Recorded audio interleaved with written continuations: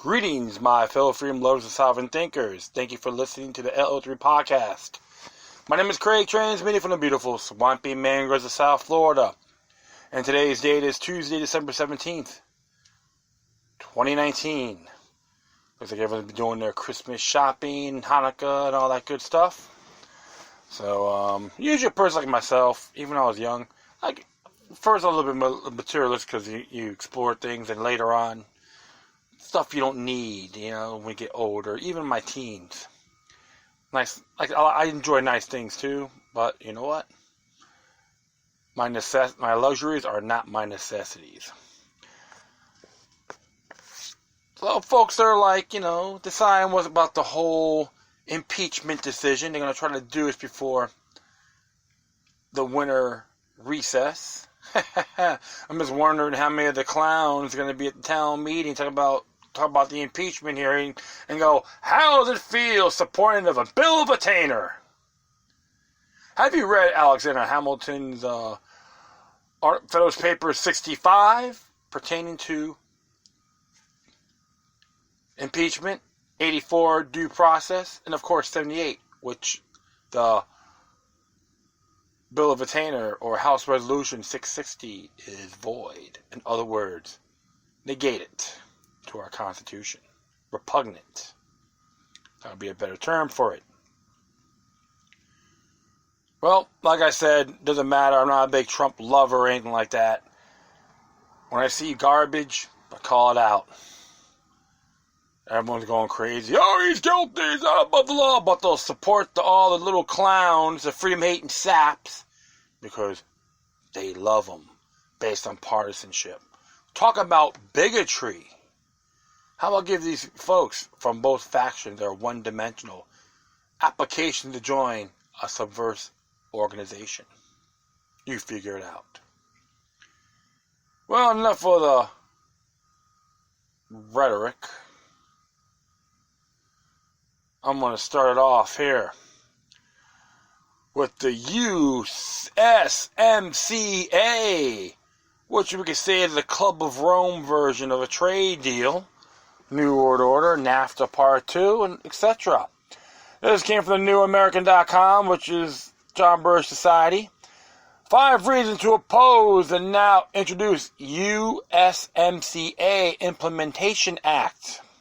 Christian Gomez wrote, on December 13, 2019, House Majority Leader Tiny Hoyer, Democrat from Maryland, and House Minority Leader Kevin McCarthy, Republican from California, introduced the USMCA Implementation Act, which is H.R. 5430, officially entitled to implement the agreement between the United States of America, the United Mexican States, and Canada, attached as an annex to the protocol replacing the North American Free Trade Agreement, and also by a short title, United States, Mexico, Canada Agreement.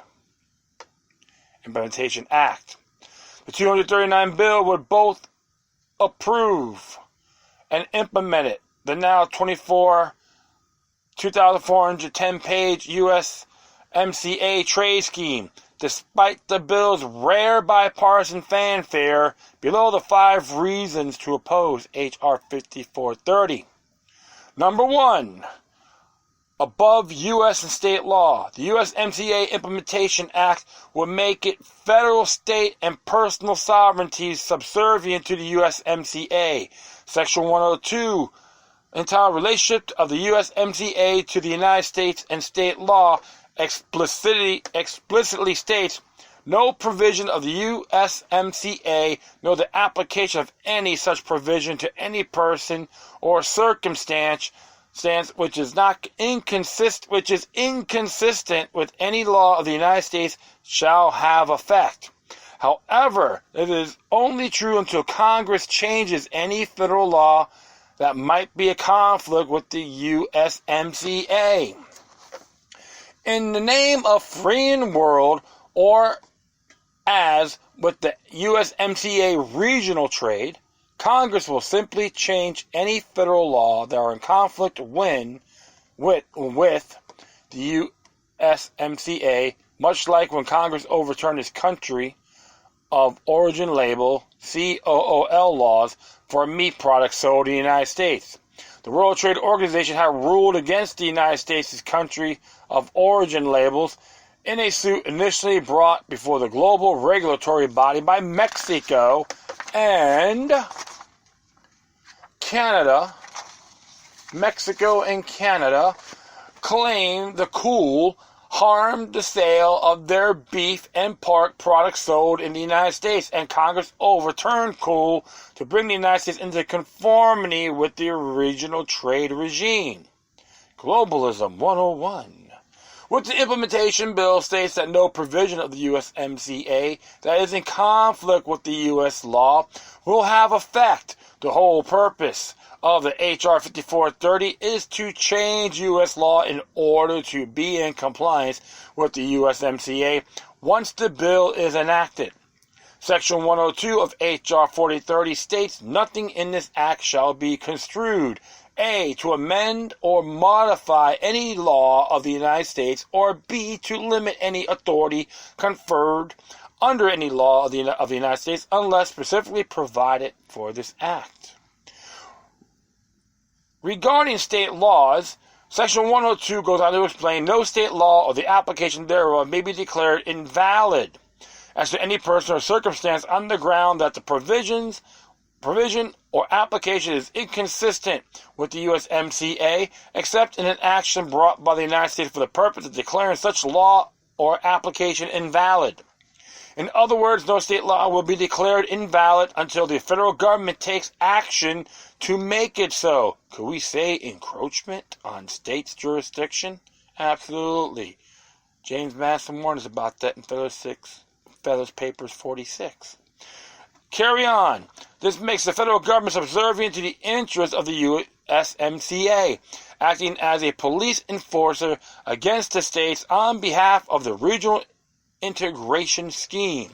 Section 102 also states with respect to private remedies or individuals, no person other than the United States shall have any cause of action or defense under the USMCA or by virtue of congressional approval thereof, or may challenge in any action brought under any provisional law, any action or inaction by any department, agency, or other instrumentality of the United States, any state or any political subdivision of a state, on the ground that such action or inaction is inconsistent with the USMCA. In other words, no person can defend themselves from the USMCA, nor any person under any method allowed to sue the USMCA. Can we say tort is sovereign immunity, tort liability? Yes, indeed. To put it in succinctly, the USMCA is above the law and you. Yeah, could we say? Let's continue on here. Region 2, supranational bureaucracy. Supranational bureaucracy. H.R. 5430 contains nothing to protect America's sovereignty from creation of any unaccountable regional bureaucracy that will operate above the jurisdiction of the federal government. Chapter 30 of the USMCA establishes a Free Trade Commission, which will subvert a total of 19 communities and various subcommittees that are subordinate to that commission. The primary 19 committees can be found in the various chapters of the USMCA corresponding to the particular subject or area. For example, Article 2.17 in Chapter 2 establishes the Committee on Trade in Goods. Article 3.7 in Chapter 3 establishes the Committee on Agricultural Trade.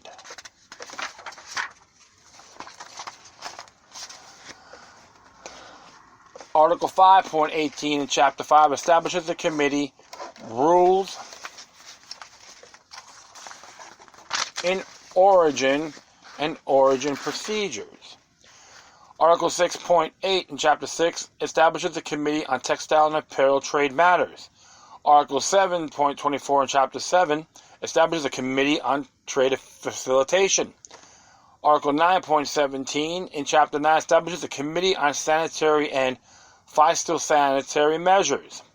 Article 11.11 of Chapter 11 establishes the Committee to Technical Barriers to Trade, known as the TBT Committee.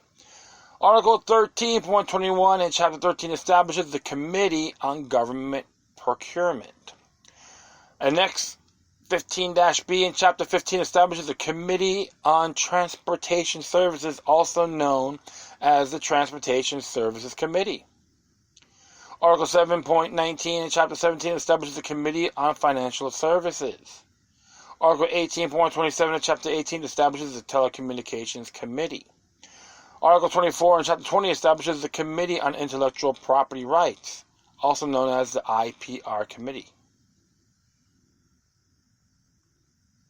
Article 22.12 in Chapter 22 establishes the Committee on State-Owned Enterprises and Designated Monopolies, also known as the SOE Committee.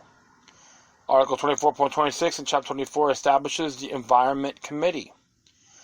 25.4 in Chapter 25 on Small and Medium-Sized Enterprises establishes the Committee on SME Issues, also known as the SME Committee. Article 26.1 in Chapter 26 establishes the North American Competitive Committee, also known as the Competitive Committee. Wow, Competitiveness Committee. Article 28.28 in Chapter 28 establishes the Committee on Good Regulatory Practices, also known as the GRP Committee.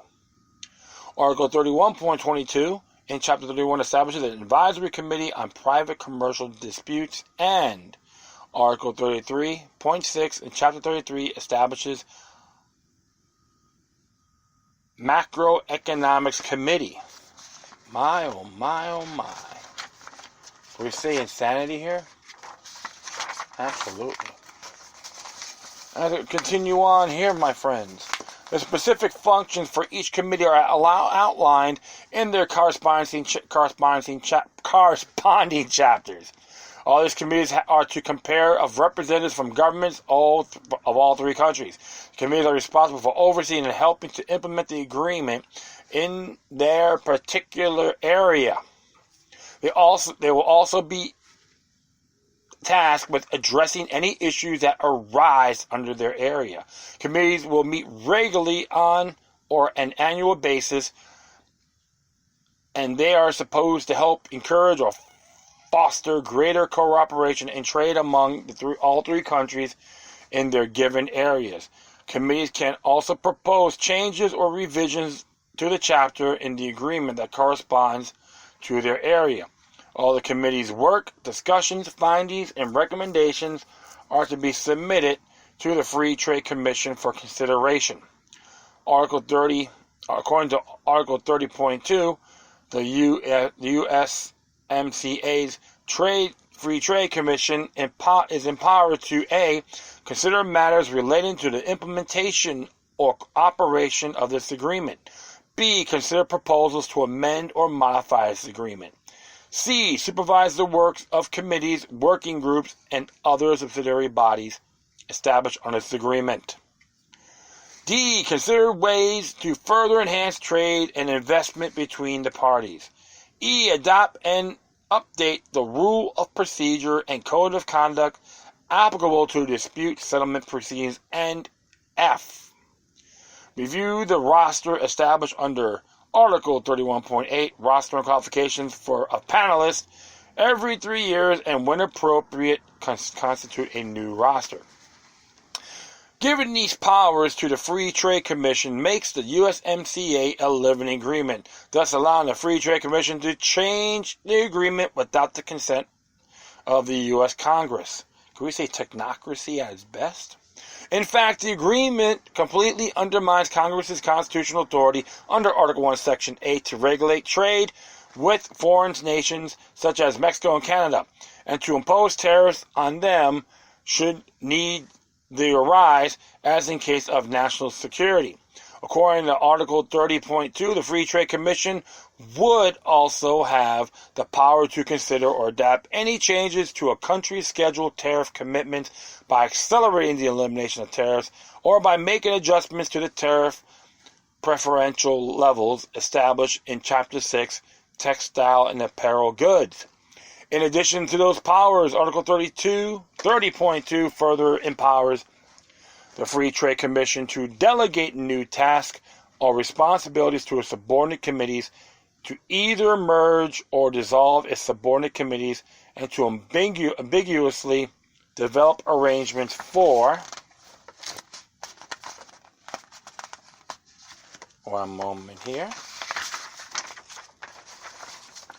implementing the agreement, and get advice from non-governmental persons or groups such as a Council of Foreign Relations or academics who advocate for greater North American integration, among other powers, like SPP, right?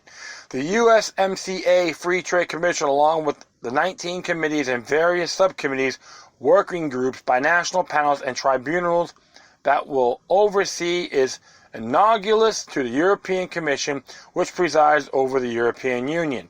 The European Commission not only proposes legislation, it is also responsible for implementing what the European Parliament passes. Member nations are then expected to rubber stamp legislation through their own country's governments, with each lower government following the chain of command. With the global president already set, this is what Americans can expect over time from the Free Trade Commission, as the USMCA gradually evolves into a North American Union, much like the European Union. Yes, the Club of Rome, my friends. Reason number 3, the UN Law of the Sea Treaty. The implementation bill does nothing to protect American sovereignty from language in the USMCA that binds the United States to observing provisions of UN treaties that have not been ratified by the U.S. Senate. Chapter 1 of the USMCA mentions the United Nations Convention on the Law of the Sea, or UNCLOS, which is the acronym, as does Chapter 24 under Sustainable Fisheries Management. According to the UN's Division of Ocean Affairs and Law of the Sea, which is tasked with administering the convention, the UNCLOS covers all ocean space, including everything located on, in, beneath, and above the oceans. Fortunately, the Senate has never ratified the convention. The Constitution requires all treaties to be ratified by the Senate. Article 2, Section 2, Clause 2 of the Constitution states that the President shall have power, and with the advice and consent of the Senate, to make treaties provided to 2/3 of the Senate present occur.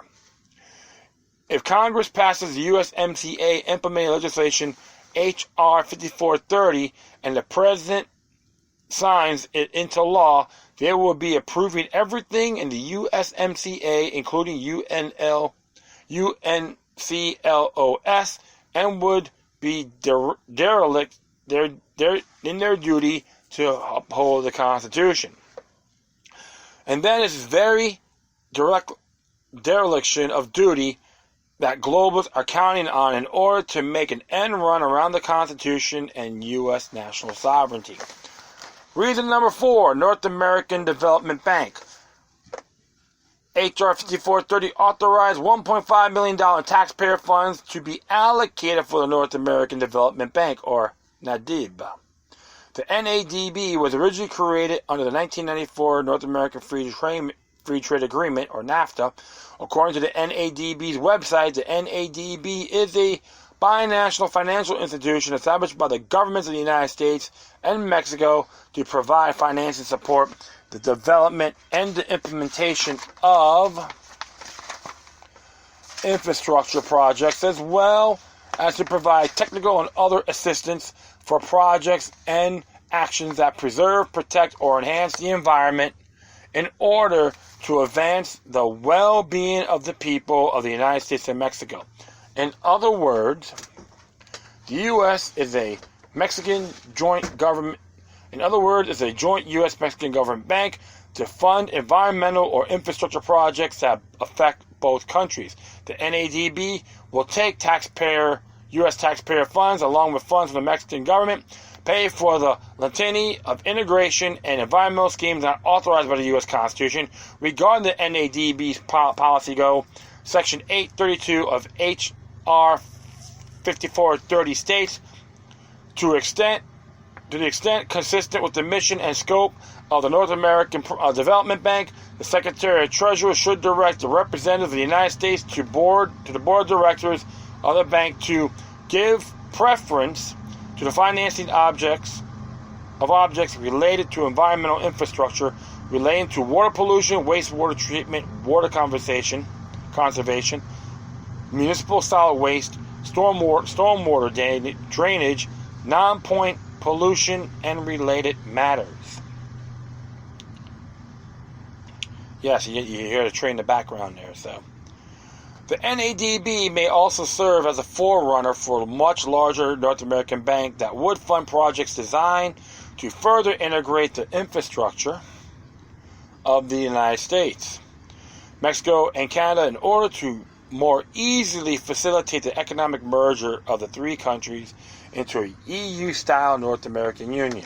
In fact, the North American Competitiveness Committee, Chapter 26 of the USMCA, is to be established with a view to promoting further economic legislative integration among the parties, United States, Mexico, and Canada. Article 26.1, Section 5 further states the Competitiveness Committee shall discuss effectiveness approaches and develop information sharing activities to support a competitive environment in North America that facilitates trade and investment between the parties and promotes economic integration and development within the free trade area. Section 547 of H.R. 5430 authorizes the U.S. Secretary of the Treasury to describe on behalf of the United States to and make payment for 150,000 additional shares of the capital stock of the North American Development Bank and of the U.S. $1.5 billion being paid to the NADB. $225 million shall be paid in shares of the bank, and $1,275,000. $1,275 million. Excuse me. Okay, shall be for callable series of the banks. Although the implementing legislation does not mention the price for these shares, the NADB's 2016 annual report indicates that certain shares are valued at $10,000 each. Doing the math, one can conclude that $1.5 billion is simply the initial cost for American taxpayers. Can we say extortion? Damn right. Or in RICO? Absolutely. The allocation of more funds to certain is to follow if the USMCA implementation legislation is passed and enacted into law. Now I'm going to flip over, hit the next page here. The NADB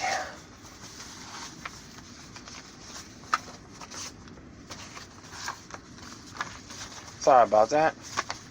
The NADB will use $1.5 billion to carry out enforcement of the USMCA's environmental provisions through various federal agencies such as the Department of Agriculture, Department of Commerce, Department of Interior, Department of Labor, the Environmental Protection Agency, the U.S. Fish and Wildlife Service, and the National Oceanic and Atmospheric Administration, among others. Reason number 5, open immigration. Remember all the Trump supporters build the wall? Yeah, you should all be paying attention. Doesn't matter what style of the paradigm you're in. The implementation bill does nothing to mitigate language in the USMCA that looks like a backdoor to open immigration. In Chapter 15 of the USMCA, entitled Cross-Border Trade in Services, the states that the United States, Mexico, Canada cannot impose a limitation on the total number of natural persons that may be employed in particular service sector. Okay, so they can just ram a bunch of buys in there as they can. Article 15.5 of Chapter 5 of the USMCA states, no party shall adopt or maintain a measure that imposes a limitation on the total number of natural persons that may be employed in a particular financial service sector, or that a financial institution or cross-border service supplier may employ in the form of numerical quotas of the requirement of an economic needs test.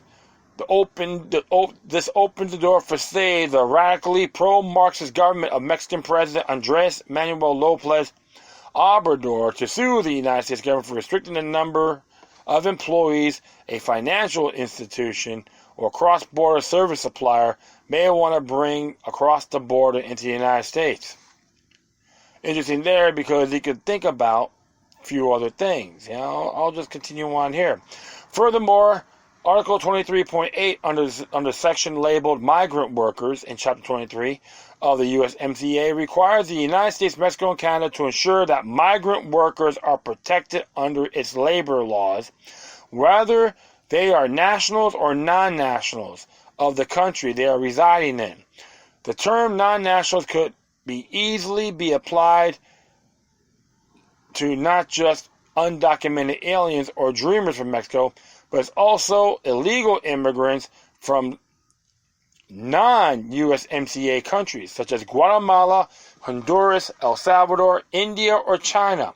In fact, such language could be used to argue favor of retaining President Barack Obama's unconstitutional executive action for deferred action for childhood arrivals, commonly known as DACA.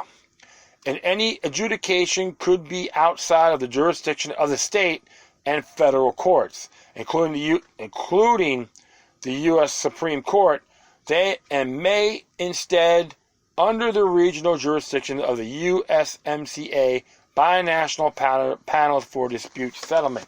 So when it comes to the whole thing, employees, manpower, whatever you want to call it, expect many of them are going to cross that border, and it'll be a great way of keeping the human trafficking business going. All right, you got to look at that area as well, folks. So as it says here, building globalism by regionalism. Overall, the USMCA builds upon what NAFTA sets out to accomplish when it was first proposed. Sorry about that.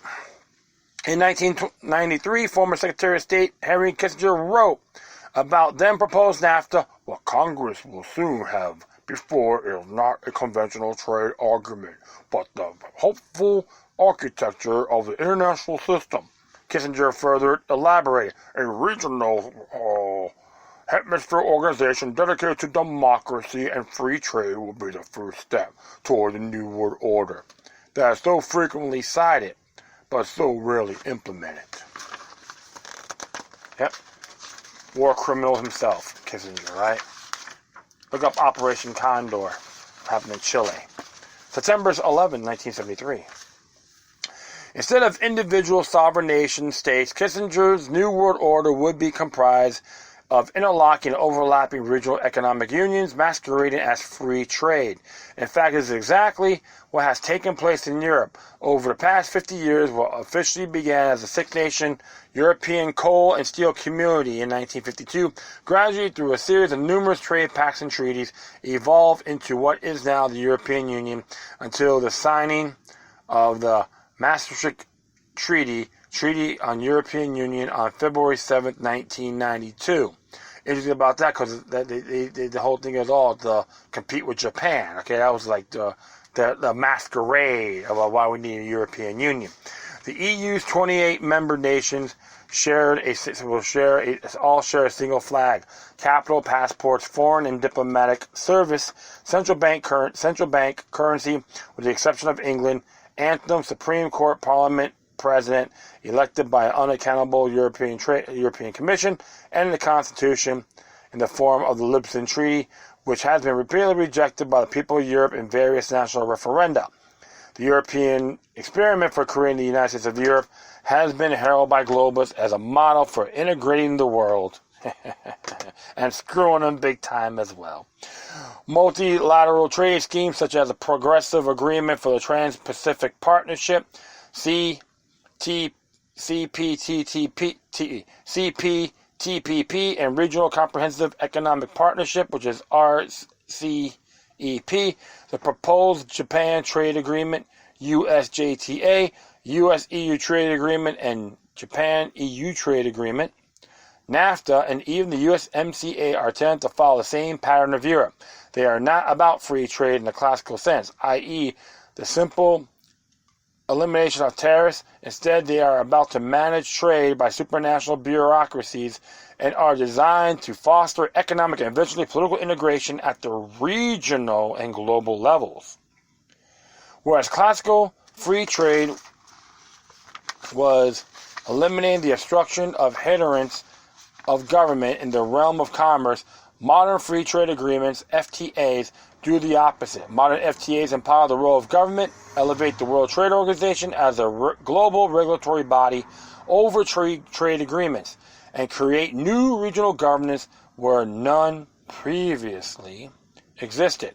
It is because the actual purpose of such agreements is not simply to lower trade barriers, but to raise world government. While Kissinger and many globalists have called for a new world order. As such, opposition to modern free trade agreements does not constitute a rejection for the opposition to the theory of free trade as espoused by Adam Smith. Rather, it's a rejection of managed trade, regional regimentation, and globalism.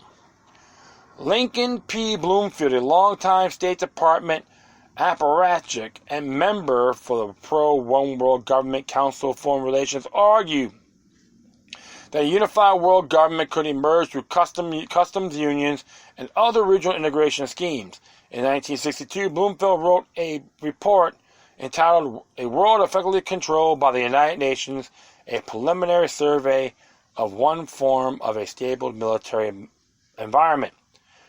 The report was financed by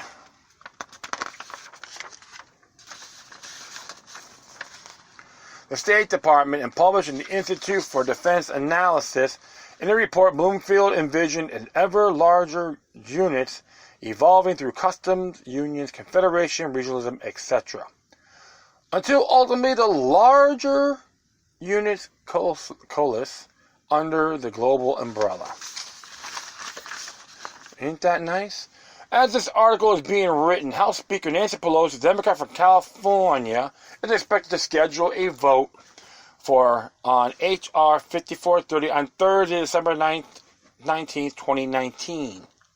Senate Majority Leader Mitch McConnell, Republican of Kentucky, has previously stated that the Senate will not vote on USMCA implementation legislation until after the impeachment trial. While the date of a vote may not be certain in the Senate, the following is certain. When the House of Representatives and the Senate vote on H.R. 5430, they will not be voting for a simple trade agreement.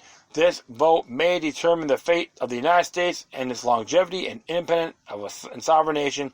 The yay for USMCA is a yay for regionalism and globalist world order. The bottom line is this, folks. It violates Article 6 of our U.S. Constitution. This agreement cannot supersede that. And anyone who votes for this breached their oath. It's that simple. Doesn't matter if you're a Democrat or Republican, a Trump worshiper, or a hater. Everyone on board has to say hell no to this. Rather, if you're an entrepreneur, labor worker, etc. Foreign influences are very dangerous. John Jay wrote that in Phillips Papers 2 through 5. I recommend everyone start reading on this. It wouldn't benefit the people, just for the handful, the fascistic format, neo-mercantilism at its finest. Oh yeah, definitely for sure. vote no on H.R. 5430. I did send my correspondence to them, to all the three dimwits, yippee yapping yahooey. Yep, I'm from Florida, so you know, if you folks know where I'm coming from, yep, I got the yippee yapping yahooey. You figure it out. So I say vote hell no, and make sure your congressman knows this as well. I'm gonna give him a phone call too. Tell him about H.R. 5430 is nothing more than a monumental deception. Wow, yeah, that was a nice long page. So I'm going to do one here.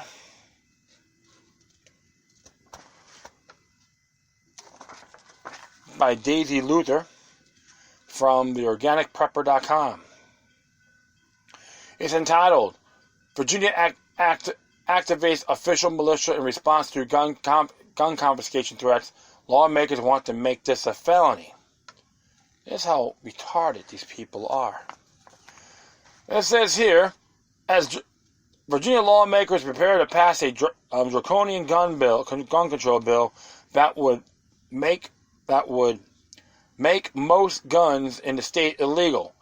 Tazewell County has formed an official active militia as per the Second Amendment to the Constitution, or Article 1, Section 13 of the Commonwealth Doctrine. A real regular militia being necessary to secure a free state, the right of the people to keep and bear arms shall not be infringed. To all those who like to mock gun owners and ask if they're going to fight tyranny in a militia, the answer is clear and adamant yes.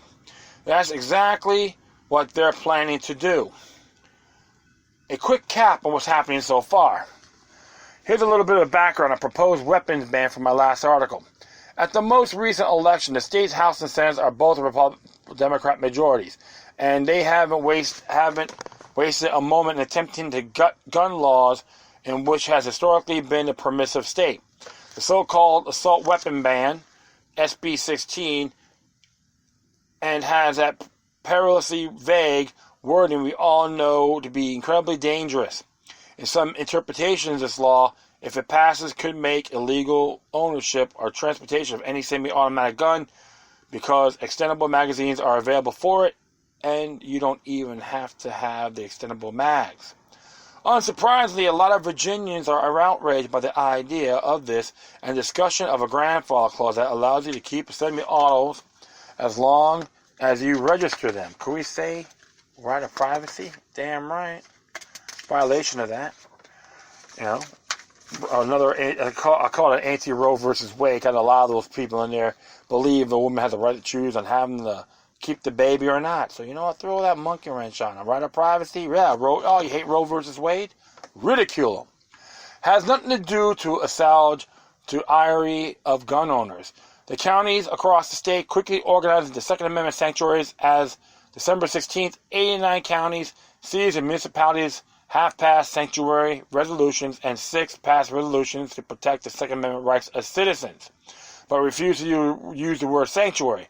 Other locations are still debating in their stance. So you go to that website on the Gun Rights Watch. It tells you all about it. Here's what the map has to say about it. Then, to really stir the pot, State Representative Don McAaron had a bright idea calling up the National Guard to squelch the rebellion. See right there, he incriminated himself by indicting treason, by levying a war on the Commonwealth. McAaron also noted that Democratic Virginia Governor Ralph Northam will call the National Guard if necessary. And ultimately, I'm not the governor, but the governor may have to nationalize the National Guard. Nationalize? What the hell are these people thinking? To enforce the law, he said. That's his call because I don't know how serious these counties are, how severe the violation of the law will be. But that's obviously an option he has. As you can imagine, that didn't go over well. The National Guard's response, Major General Timothy P. Williams, the Adjutant General of Virginia's National Guard, responded rather vaguely via Twitter. Let's see what he has to say here. Check us out. We have received multiple questions regarding proposed legislation for the 2020 General Assembly session and the authority of the Governor of Virginia to employ the Virginia National Guard in a law enforcement role. We understand and respect the passion people for the U.S. Constitution and Second Amendment rights. We will not speculate about the possible use of the Virginia National Guard. We understand the respect and passion people feel for the U.S. Constitution and Second Amendment rights. We will not speculate. Yeah, okay, I already said it already. Possible use of Virginia National Guards. I was like, good grief. That came out the 13th of December. Based on the response on Twitter thread, folks found Major General Williams' lackluster response is less comforting. So now, a militia is forming in Virginia. Tazewell County is taking this threat to the Second Amendment very seriously. Not only did they pass a Second Amendment sanctuary resolution, but they've also officially begun to form a militia. Law enforcement today reports in just this past Tuesday on December 10th, the Board of Supervisors from Tazewell County passed 2 different resolutions in the light controversy circling those who are pro-gun. The first resolution declared the county to be a Second Amendment sanctuary. This is not at all surprising to see 76 out of 95 counties, 9 out of 38 independent cities, and 13 towns have adopted Second Amendment sanctuary resolutions. Nullification, yes. The second item on the agenda was the proposition of establishing militia in the county. When both of the resolutions passed, the crowd cheered loudly in support of the decisions. Also, the resolution didn't exactly pass by a small margin. The votes were unanimous, with more than 200 citizens standing by in support. County Administrator Eric Young explained why the county has opted to form a militia.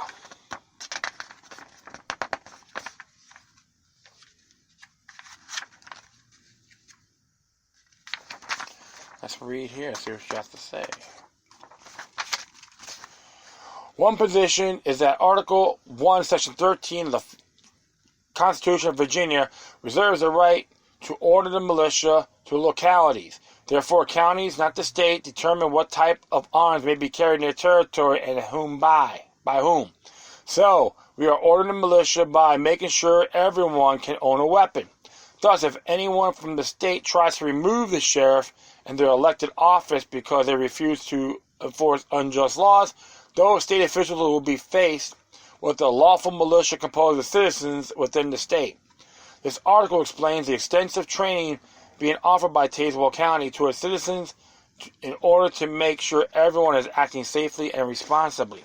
I suspect Tazewell County will not be the only one that forms an official militia. The legislature of Virginia may have bitten off more than they can chew when they decide to come after the guns of rural citizens. That is right. Coincidentally, there's an anti-paramilitary bill on the table. It's probably no coincidence that at the same time militias are forming, there's also a bill to make them illegal. SB 64 has caused a huge hula-bula. Here are some of the texts on the bill. Virginia Code 18.2-433.2, paramilitary activity prohibited penalty. And what they've done, they go, a person, they crossed out, shall be. So a person is guilty of unlawful paramilitary activity, punishable as a Class 5 felony, and he warranties and demonstrates to any persons the use, applications, or making any firearm, explosive, or incendiary device or technique capable of causing injury or death to persons, knowing or having the reason to know or intending that such training will be employed for use in or in furtherance of a civil order. And they crossed out or. Okay? So it's like trying to integrate this. 2, assembled with more than one person for the purpose of the training with, practicing with, or being instructed in the use of any firearm, explosive, or incendiary device or technique capable of causing injury or death to persons intending to employ such training for use in or in furtherance of a civil disorder, or 3, assembles with one or more persons with the intent of intimidating any person, group, or person by drilling, parading, or marching with any firearm, any explosive, incendiary, device, or any components or combination thereof. So instead of saying shall be guilty, is guilty. So it's more of an intimidation tactic. And so it's really, well, I have to say this. I gotta disagree with them for sure, because 1, it doesn't supersede. It does not supersede Article 1, Sections 1. I think it's 11. Let me just look that up. I got it right here.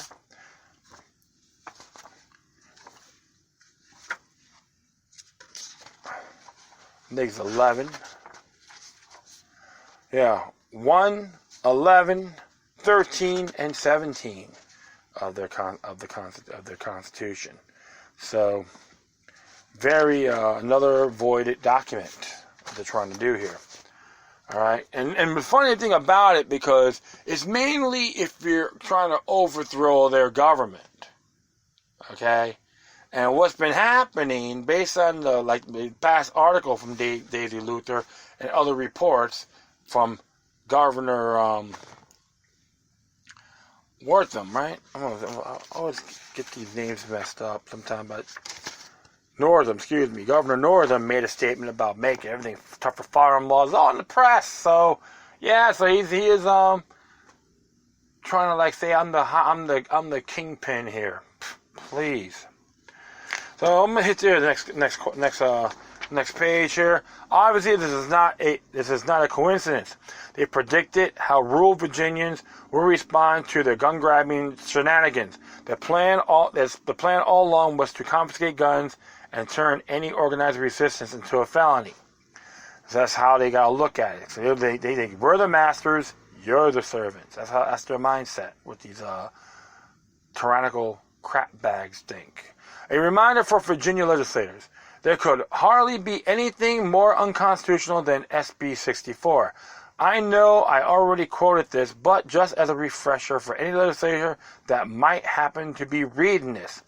A well-regulated militia being necessary to secure a free state, the right of the people to keep and bear arms shall not be infringed. Our guiding doctrines are the Constitution and the Bill of Rights at this point. Everything the laughable Virginia Congress is proposing is an affront to the principles upon which this nation was founded. Another reminder, this is the pledge to these legislators swore. I solemnly swear or affirm that I will support the Constitution of the United States and the Constitution of the Commonwealth of Virginia. Then I will faithfully and impartially discharge all the duties incumbent upon me as the position, according to the best of my ability, so help me God. And that one there, if I do remember, that is Article 2, Section 7, I think it may be. Yeah, I'm just just to verify, so at least I give everyone the heads up. Yeah, I'm a little budget thing here. So I think Article 2, Section 7, right? Absolutely. Yes, it is. It was oath and affirmation. So something to always gotta verify. All right, so it says here, every person in the government who has sworn this oath yet supports these unconstitutional bills should immediately be recalled and possibly even tried criminally to set an example that we will no longer tolerate the systematic of dismantling of our rights. Congressional privilege from arrest is only applicable in civil court, not in criminal court. However, if it's treason, okay, that's considered, you can do that, and it's in the Constitution. So I did talk about that in my last show, pertaining to the Virginia staying with Virginia, or they're called the Constitutional Showdown at the Old Dominion. You could look up the links on there. And funny about that, because that's considered if they're going to get him on treason, okay, that's considered a Class 2 felony, according to the Virginia Law's website. And it says right here about Class 2 felony. Where are you? B. For Class 2 felonies, imprisonment for life or any term not less than 20 years. So it's minimum 20 years. And subject to Subdivision G, a fine of not more than $100,000. Let's see what Subdivision G has to say about this. Except as specifically authorized in Subdivision E or F, or in Class 1 felonies, for which a sentence of death is imposed. Okay, so the court shall impose either sentence of imprisonment together with a fine or imprisonment only. However, if the defendant is not a natural person, the court shall impose only a fine. And it's interesting, so, except for G, and like I said, it's interesting because it doesn't say anything about B. So if I'm correct, they can get the,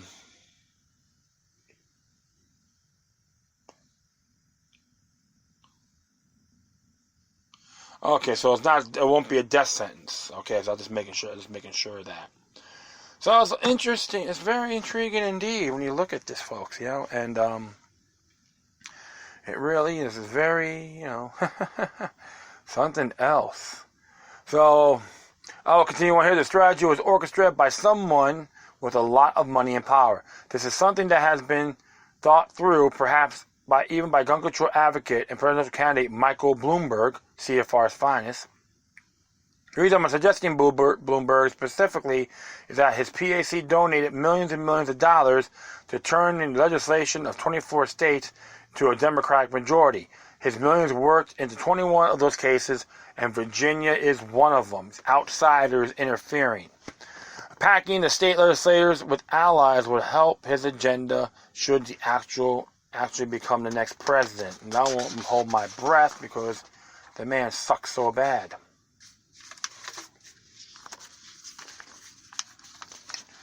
So as it reads here, records filed so far that organization controlled and funded by Mr. Bloomberg spent more than $41 million on 24 races. Much as eye-catching ads rolled on a social media and broadcast on television and the crucial final days of the campaign. And while it's impossible to conclude that any one factor tipped the balance in the race, Mr. Bloomberg appears to have reaped the benefits of his millions giving in giving. Democrats won 21 of 24 races he sought to influence. One of those, 12 have been considered either toss-ups or in Republican districts. The mission was to flip the House, success or failure. Would be defined by that, said Howard Wolfson, a senior advisor to Mr. Bloomberg. Bloomberg is rapidly anti-gun and says that ending the nationwide mass of U.S. gun violence is the impetus behind his run for the White House. If he were to be elected, may God help America, because he will destroy everything for which the nation has ever stood. Well, that's why we got the 10th Amendment, and he can stick that treasonous rhetoric up his gyno-rectum. Okay, Gyno means Jew name only for my first-time listeners. Here's a summary of what's happening in Virginia. Look at these facts all together. With Michael Bloomberg's help, the Democrats took over the Virginia State Congress. There is an anti-military bill that will disallow armed people to gather, teach others how to use firearms or any technique that could cause injury or death. There's a bill that will make semi-automatic weapons illegal. Nearly the entire state, aside from the highly populated area that elected these yahoos, has balked and formed Second Amendment sanctuaries. A legislator threatened the sanctuaries with National Guard. The sanctuaries responded by activating an organized militia. The only way to prevent bloodshed and the face for the Congress is the governor for these bills not to pass. There would be difficult, even though, given the fact that Bloomberg dumped millions of dollars into getting people elected who promised to pass strict gun control bills.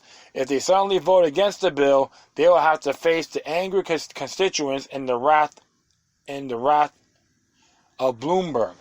Rural Virginians are unlikely to back down and are willing to fight. They have another mouth to get organized to defend their communities. Remember that in situations such as these, the rumor mill works overtime. There are a lot of reports that are exaggerated, so always observe responsibly, folks. The truth is bad enough that we don't need to add far-fetched theories to mix. This is a very good article, common sense breakdown of the fact versus fiction. So folks, look that up. Although some vehemently disagree with the assessment that the government will turn off communications and powers for sanctuary areas, it is certainly not impossible to imagine that drastic measures could be taken. What will happen next to be seen, but it's no exaggeration to say that the future of our country is now riding on the response of Virginians should these unconstitutional laws pass. Well, the bottom line is this. The Virginia Constitution, especially Article 1, Bill of Rights, is the supreme doctrine of the Commonwealth, the Old Dominion. Period. You can get bribed by Michael Bloomberg and all these pathetic lackeys all you want, but prima facie just cause supersedes your ass sold to some clowns. Globalist clowns, indeed. Virginians will fight back. I know that. I can feel that. I can feel it. And Thomas Jefferson made a great statement. Resistance to tyrants is obedience to God. That's right. Very true indeed. That's why you always got to see these things, my friends. Vigilance, eternal vigilance, is the key to liberty. And that will be it. I thank everyone for listening. Plus, feel free to download and share us through our social media networks. If you have any questions, comments, or research on this interesting want to check out, whatever you do, please feel free to send your correspondence with decorum. Make sure I'll have the footnotes of these articles on my Spreaker page. You can check it out for yourselves. Once again, thank you for your time. But always remember that demoniac resistance is healthy for the soul and can liberate humanity. Until next time, take care of yourselves. Keep on spreading the love. And may your guardian spirits be with you.